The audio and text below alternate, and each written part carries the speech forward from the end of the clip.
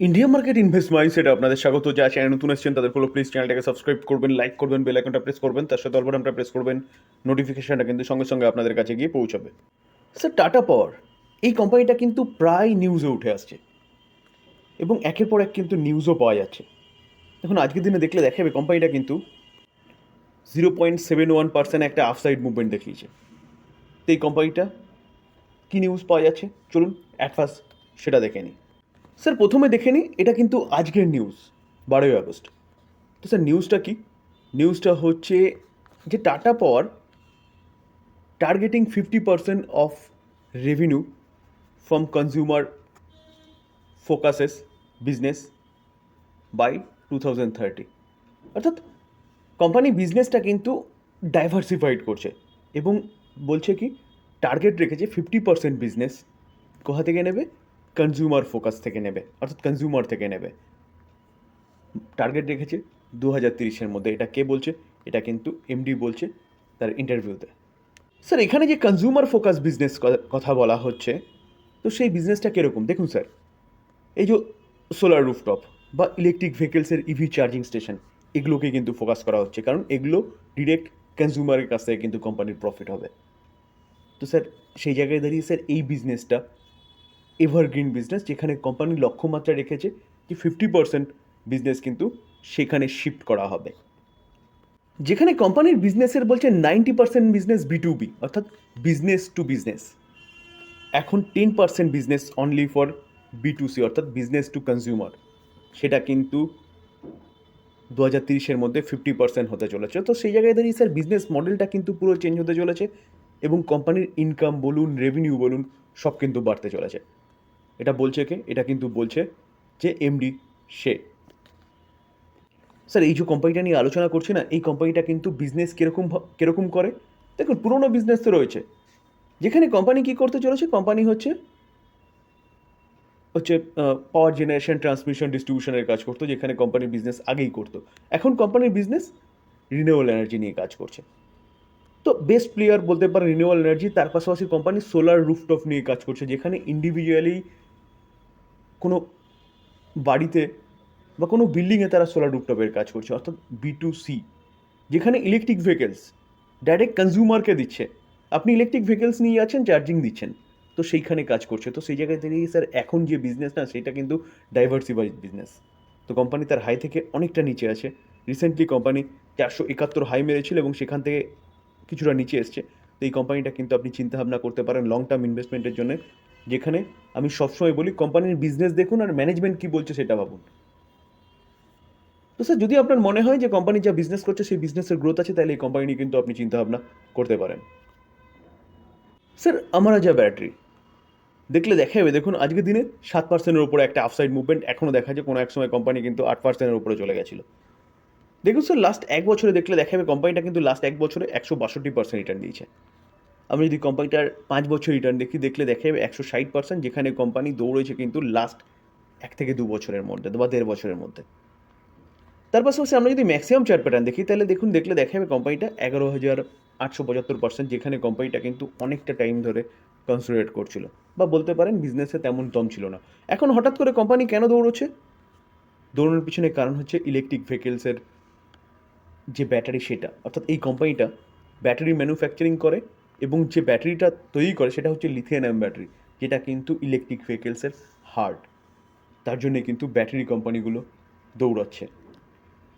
আর last 1 থেকে 1.5 বছরের মধ্যে দৌড়ানোর পিছনে কারণ কিন্তু এটাই। তো এই কোম্পানিটাকে নিয়ে কিন্তু আরও একটা ভালো নিউজ পাওয়া যাচ্ছে।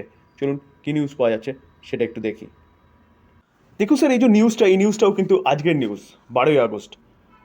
তো স্যার নিউজটা কি দেখুন, আমরা যা ব্যাটারি কিন্তু একটা মৌস স্বাক্ষর করেছে কার সাথে? পিয়াগিও ইলেকট্রিক ভেহিকেলসের, যেখানে ব্যাটারি রিলেটেড। দেখুন স্যার, এই আর্টিকেল দেখলে দেখা যাবে এই কোম্পানিটা আজকে 3% মতন বেড়েছিল স্টার্টিংয়ে। তো বাড়ার পিছনে কারণ কি? আজকের এই নিউজ, যেখানে কোম্পানিটা কিন্তু এই পিয়াগো ভেহিকেলস যে কোম্পানিটা, সেই কোম্পানিটার সাথে কিন্তু মেমোরেন্ডাম অফ আন্ডারস্ট্যান্ডিং সাইন করেছে। স্যার, এই যে কোম্পানিটা যার সাথে আমরা যে ব্যাটারি সাইন করেছে, সেটা কিন্তু ইটালিয়ান অটো সেক্টরের একটা জায়েন্ট বলা যেতে পারে, যেখানে এই আমরা যা ব্যাটারির যে একটা সাবসিডারি, দেখুন হোললি ওনেড সাবসিডারি, এই কোম্পানিটা কিন্তু সাইন করেছে অমরাজা অ্যাডভান্স সেল টেকনোলজি। দেখুন sir, Amara Raja will collaborate with Piaggio India to development and supply কিসের lithium ion cell and charger for its electric vehicles along with developing cell and battery pack. তাহলে বোঝা গেল যে প্রতি কটা কোম্পানিকে কিন্তু আমাদের দেশে যদি বিজনেস করতে হয় তাহলে কিন্তু এই লিথিয়াম ব্যাটারি যেসব কোম্পানিগুলো ম্যানুফ্যাকচারিং করে সেসব কোম্পানিগুলোর সাথে কিন্তু টাই আপ করতে হবে। স্যার এই কোম্পানিটাকে নিয়ে কিন্তু আজকে আরেকটা ফ্রেশ নিউজ পাওয়া যাচ্ছে, যেটা আজকেরই নিউজটা কি, যে এই কোম্পানিটা ফান্ডিং করতে চাইছে কিসের জন্য, ইলেকট্রিক ব্যাটারি বিজনেসের জন্য, ইভি ব্যাটারি বিজনেসের জন্য। তো কোম্পানিটা কিন্তু আইপিও আনতে চলেছে দ্য সাবসিডিয়ারি। স্যার অমরাজা যে সাবসিডিয়ারির কথা বললাম, যে হোলি ওনেড সাবসিডিয়ারি, সেই অমরাজা অ্যাডভান্স সেল টেকনোলজি এই কোম্পানিটার কিন্তু আইপিও আনার কথা চিন্তাভাবনা করছে ইলেকট্রিক ভেহিকেলসের ব্যাটারি সেগমেন্টকে আরও বাড়ানোর জন্য। যেখানে স্যার কোম্পানিটাকে 2021-এ এস্টাবলিশ করা হয়েছিল এবং 2022 থেকে কিন্তু এই কোম্পানিটা লিথিয়াম ব্যাটারি তৈরি করছে 2022-এর ডিসেম্বর থেকে। দেখুন 16 gigawatt hour lithium ion cell কিন্তু প্রোডাকশন শুরু করেছিল এই কোম্পানিটা। তো স্যার দুটো যে নিউজ নিয়ে আলোচনা করলাম না, দুটো নিউজই কিন্তু ফাটাফাটি নিউজ এই কোম্পানিটার জন্য, যার জন্য এই কোম্পানিটা কিন্তু এতটা ভালো মুভমেন্ট দেখিয়েছে আজকের দিনে। তো এই কোম্পানি নিয়ে কিন্তু আপনি চিন্তাভাবনা করতে পারেন লং টার্ম ইনভেস্টমেন্টের জন্য, স্পেশালি লিথিয়াম ব্যাটারির জন্যে। ভোল্টাস এই কোম্পানিটাকে দেখলে দেখা যাবে, দেখুন আজকের দিনে কোম্পানিটা 10%-এর উপরে একটা আফসাইড মুভমেন্ট কোম্পানিটা এখনও পর্যন্ত দেখাচ্ছে। তো আজকে কত তারিখ, আজকে 12 তারিখ, এই কোম্পানির রেজাল্ট আসার কথা ছিল, তো রেজাল্ট ডিউরিং মার্কেটেই চলে এসছে। তো চলুন দেখে নিই কোম্পানির রেজাল্ট কী হয়েছে। কোম্পানির চার্ট বা কোম্পানির প্রাইস দেখে কিন্তু বোঝা যাচ্ছে যে এতটা আফসাইড মুভমেন্ট দেখিয়েছে মানে কোম্পানি কিন্তু ব্যাপক ভালো রেজাল্ট করেছে। স্যার আমরা ভোল্টাসের কনসিডারেড নাম্বার দেখে নেব। রুপিস কী আছে, রুপিস ইন অবভিয়াসলি করোড়ে রয়েছে। তবে স্যার ভোল্টাস কোম্পানিটা কিন্তু টাটা গ্রুপের কোম্পানি, এটা মাথায় রাখবেন। 623, 324, 624 সিকোয়েন্স একদম ঠিকঠাক আছে।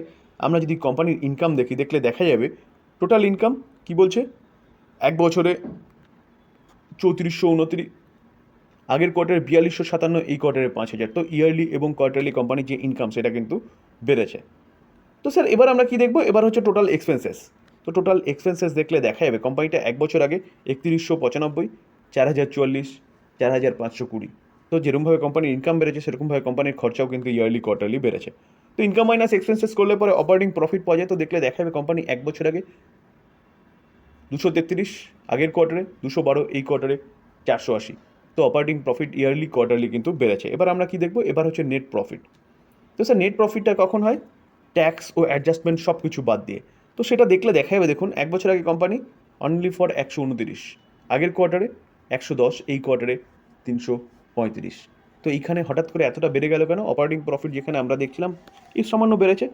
তো বাড়ার পিছনে একটু আগে স্যার বললাম ট্যাক্স ও অ্যাডজাস্টমেন্ট। তো সেই জায়গায় দাঁড়িয়ে স্যার তার জন্য কোম্পানির প্রফিট কিন্তু বেড়েছে। তো ইয়ারলি প্রায় ডবল, কোয়ার্টারলি প্রায় 3 গুণ। তো স্যার কোম্পানি কিন্তু যথেষ্ট ভালো রেজাল্ট করেছে বলতে পারেন। যেখানে আমরা ইপিএস দেখলে, আর্নিং পার শেয়ার দেখলেও দেখতে পারবো 3.91 এক বছর আগে, 3.52 আগের কোয়ার্টারে, 10.10 এই কোয়ার্টারে।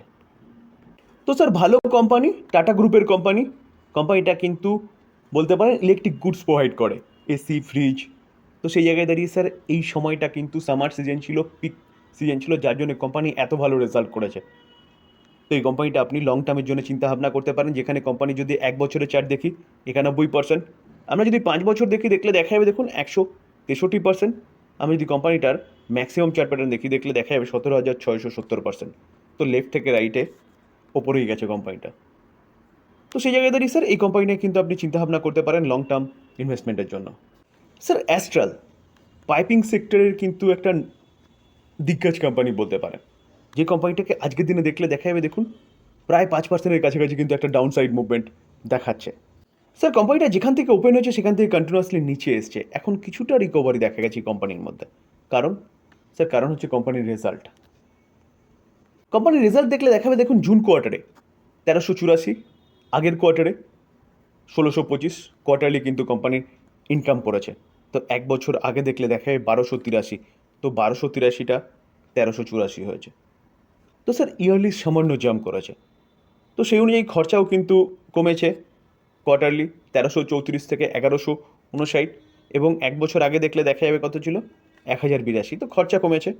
তো ইনকাম মাইনাস এক্সপেন্সেস করলে পরে অপারেটিং প্রফিট পাওয়া যায়। তো অপারেটিং প্রফিট 214, যেটা আগের কোয়ার্টারে 291 ছিল, এবং এক বছর আগে দেখলে দেখা যাবে কোম্পানি 202 ছিল। তো 202টা কত হয়েছে 214। তো ইয়ারলি বেড়েছে। তো স্যার এবার আমরা নেট প্রফিট দেখলে দেখা যাবে, দেখুন আগের কোয়ার্টারে কত ছিল 181, সেটা 120 হয়েছে। ইয়ারলি অনেকটাই কমেছে। কোয়ার্টারলি দেখলে দেখা যাবে 119 ছিল, জাস্ট অনলি ফর 1 করোড় বেড়েছে। 119টা 120 হয়েছে। তো স্যার এটাই কিন্তু কারণ আজকে কোম্পানিটা পড়ার পিছনে। তো স্যার এবার কি করবেন? দেখুন স্যার, এই যে কোম্পানিটা বিজনেস করে সেটা হচ্ছে বড় বড় পাইপ বলুন, হোম ডেকোরেশনের কাজ বলুন, বা কোম্পানিটার ইনফ্রাস্ট্রাকচার রিলেটেডও কাজ বলুন, এই কোম্পানিটা কিন্তু তার প্রোডাক্টটা প্রোভাইড করে। তো ইনফ্রাস্ট্রাকচার, যেহেতু এই কোয়ার্টার ইলেকশন ছিল, যার জন্য কিন্তু প্রতি কটা ইনফ্রাস্ট্রাকচার রিলেটেড যতগুলো কোম্পানি আছে সব কটা কোম্পানির কিন্তু একই হালাত হয়েছে। তো এই কোম্পানিটারও তাই হয়েছে। তাই বলে কি এই কোম্পানিটা কিন্তু শেষ হয়ে যায়নি স্যার, এখান থেকে জিরো হয়ে যাবে না। কোনো কোয়ার্টারে খারাপ হয়েছে রেজাল্ট, এটা হতেই পারে। ইনফ্রাস্ট্রাকচার রিলেটেড যতগুলো কোম্পানি আছে, আজকে আরবিএনএল বলুন, ইরকন ইন্টারন্যাশনাল বলুন, আইআরবি ইনফ্রা বলুন, প্রতি কটা কোম্পানি, আজকে এশিয়ান পেন্ট বলুন, প্রতি কটা কোম্পানির কিন্তু একই রকম সিনারি দেখা গেছে। তো স্যার এই কোম্পানিটা এভারগ্রিন কোম্পানি, এই কোম্পানি নিয়ে কিন্তু চিন্তাভাবনা করতে পারেন। দেখুন আমরা যদি এক বছরের চার্ট দেখি দেখলে দেখাবে 2%, 2.5% মাইনাসে আছে। আমি যদি 5 বছরের চার্ট দেখি দেখলে দেখা যাবে 256% এনার্জিতে দিয়েছে, এবং ম্যাক্সিমাম চার্ট প্যাটার্ন দেখলে দেখা যাবে কোম্পানিটা কিন্তু লেফট থেকে রাইটে ওপরে গেছে। তো স্যার ভালো কোম্পানি নিচে এসছে অনেকটা, বাই করার অপরচুনিটি খুঁজতে হবে। ডিসক্লেমার দিয়ে রাখি স্যার, কোনো বাই সেল রেকমেন্ডেশন নয়। কোম্পানিগুলো সম্বন্ধে যেরকম নিউজ পাওয়া যাচ্ছে সেটা নিয়ে আলোচনা করলাম, লার্নিং পারপাস। বাই করবেন সেল করবেন নিজের ডিসিশনে। আলোচনা এই পর্যন্ত। যদি আলোচনা ভালো লাগে বা ইনফরমেটিভ লাগে তাহলে যারা চ্যানেল নতুন আসছেন তাদেরগুলো প্লিজ চ্যানেলটাকে সাবস্ক্রাইব করবেন, লাইক করবেন, বেল আইকনটা প্রেস করবেন, তার সাথে অল বাটনটা প্রেস করবেন। নোটিফিকেশনটা কিন্তু সঙ্গে সঙ্গে আপনাদের কাছে গিয়ে পৌঁছাবে। Thank you.